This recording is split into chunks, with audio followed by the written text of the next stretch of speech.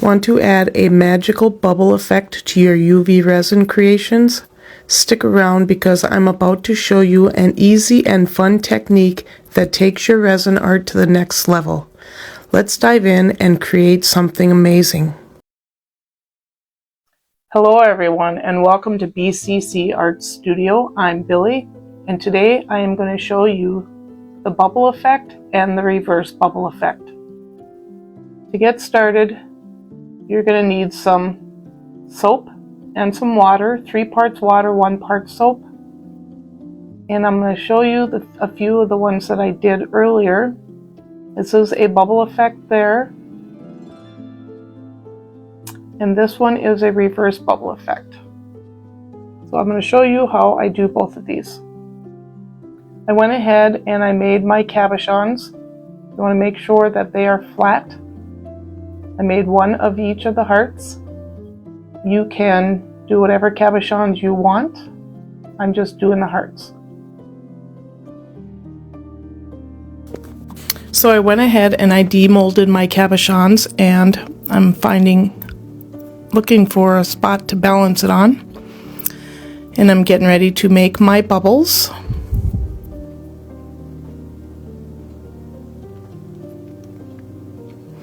So I have my bubble water here and I'm just going to use my straw and blow some bubbles.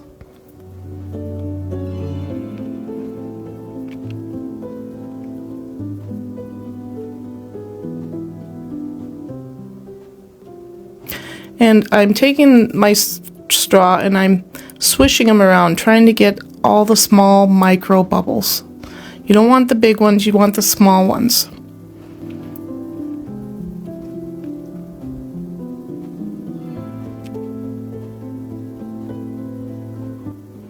Just swishing it around,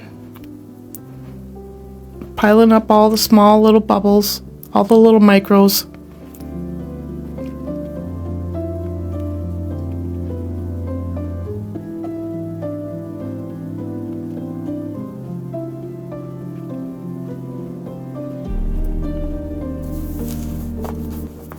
Just so you guys are aware, this is a voiceover because when I did the video, apparently I forgot to turn the voice recording thing on.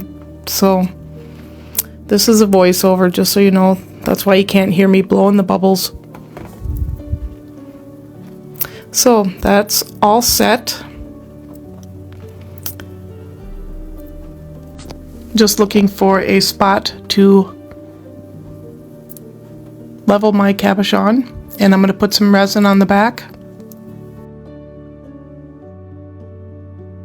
So I'm just going to make sure it's level so it doesn't drip off, and then I'm going to spread it out to the edges. Doesn't have to be perfectly to the edges, but you do want it spread out at least enough to cover the whole cabochon for the view of the front. So I'm just spreading that out.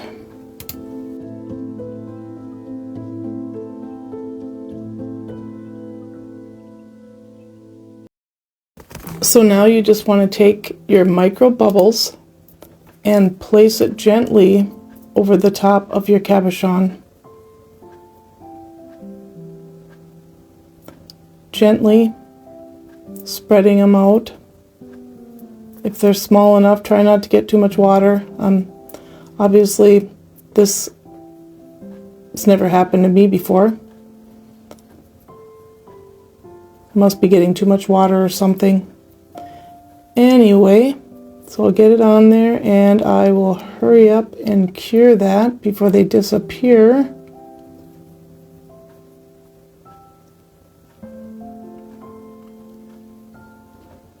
For 3 minutes. Okay, so it's all cured now. As you can see the bubbles on there. And you just want to take your napkin and just wipe away the excess water and bubbles. Just make sure it's dry.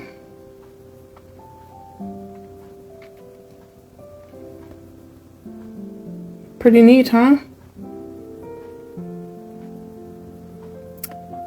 Anyway, so for the next step, we want to color the back. Looks pretty neat from the front too, without any colors. So I'm going to be using a metallic red. It is Major Dijit. This is a UV, actually this is not a UV nail polish. This air dries really quickly.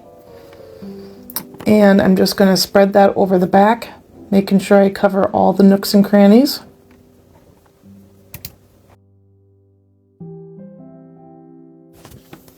So this is part of Friday with Friends, and we have a new person in the group. His name is Johnny Darkside. Please give him a warm welcome.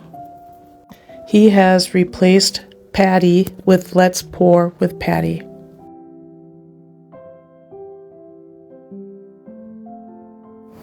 And so I'm just going to set that one off to the side and let it dry, and we'll get started on the next one.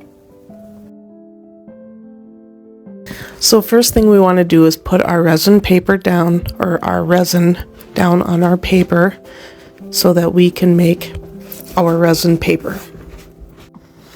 And you can do this straight on your silicone mat, or you can do it on your freezer paper or wax paper, whatever you choose to do.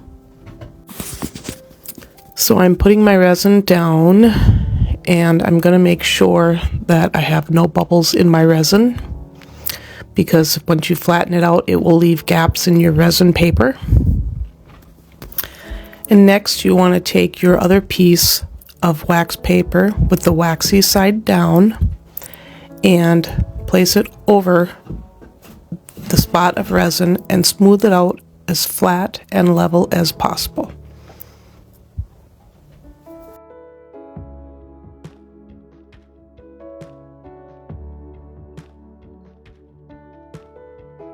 We'll then cure that for 2 minutes. Okay, it should be all cured now.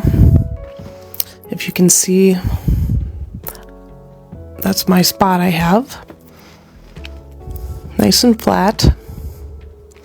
And I'm going to take my nail polish. This is a metallic, like cat eye nail polish, which I'm not going to use the metallic magnet part of it, but so what I'm going to do is I'm just going to spread a good nice thick coat over my resin paper in like random areas, and I'm just going to use a few different colors. And I'm going to do the same thing with each of the colors and just place them in random areas, nice and thick.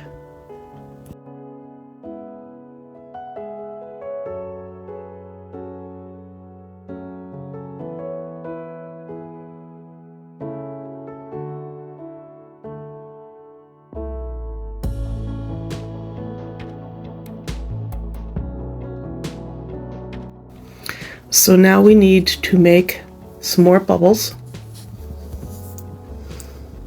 I would make the bubble sound for you, but I don't know how. So I'm just swishing it around, trying to gather all the micro bubbles to get them as small as possible.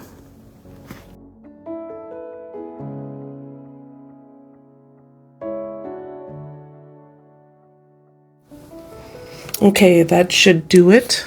Now I'm just going to take my little scooper here and place them gently over the nail polish. Now we did not cure this nail polish, so we're putting it on wet. So just placing it over the whole thing, and now we are going to cure that, and we're going to cure that for 2 minutes.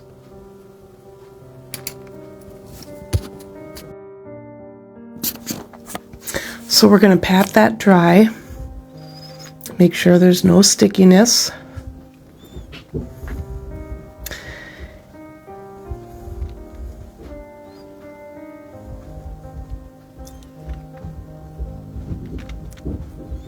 It did make some larger bubbles, which I don't like, but we'll work with it.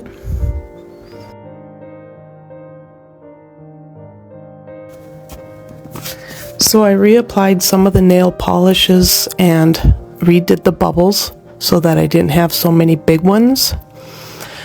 So now I'm going to take my black nail polish and I'm just going to paint over that with a nice thin coat of black. And I'm going to try to cover as much as I can,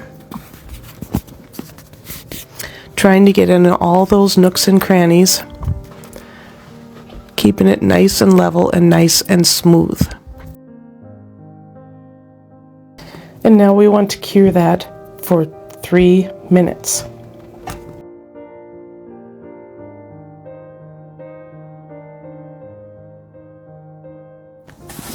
Okay, it is all dry now, so I'm going to take a piece of 80 grit sandpaper and I'm going to sand down all the rough edges and try to get it as smooth as I can. Sorry about the shaking of the camera. It is kind of sitting on my table, so when I sand, it's going to shake.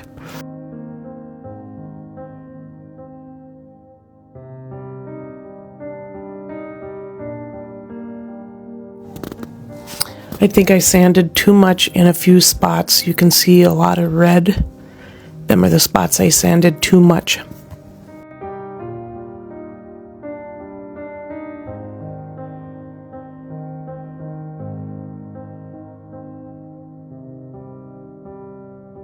I am now going to take a piece of 600 grit sandpaper and try to smooth it out a little bit. See what kind of effect we're going to get from that. Trying to take out the rough edges with the 600 grit sandpaper. Here I am just spraying it down with some water and wiping away all the dirt and grime left from sanding. So this is a tricky part here. You need to make sure you get enough resin to cover for your cabochon that you place on top, because there are some nooks and crannies in there that, you know, are going to be a little bit deeper than some of the raised areas. And then I'm just smoothing it out, trying to get it to stay in place, making sure there's no bubbles. And if you need to, you can just move it around, make sure everything is filled in. And then I'm going to cure that for 3 minutes. Okay, so this is all cured. We can take it off of our paper and throw the resin paper template away. And I will cut this out, sand it down, and dip them, and then I will show you the results. Okay, so it's time for the results. I'm going to start off with showing you the ones that I did before the video, which are the top 4, and then I will show you the ones we did together. Starting off, we have the bubble effect. This is with a metallic silver. It looks pretty good. Nice bubbly effect with a black background. Next we have the reverse bubble effect. Didn't get quite as much coverage on the back there, I see on that one side over there, but it turned out really good, really pretty. That's the reverse bubble effect that I did. That looks really good with the metallic pink. And next we have the reverse bubble effect with a bluish mica powder. I think it was a blue nail powder that I used. And that one turned out really beautiful.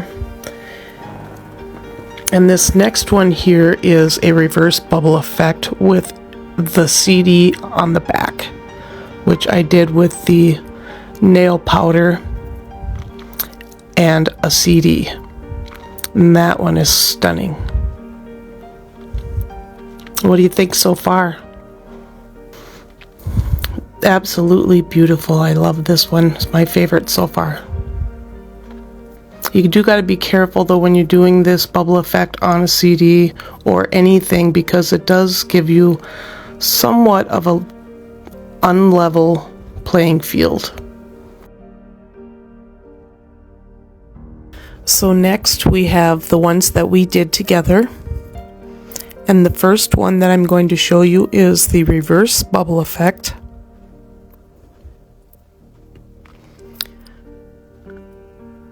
Now it didn't turn out quite as well as the one I did without the camera,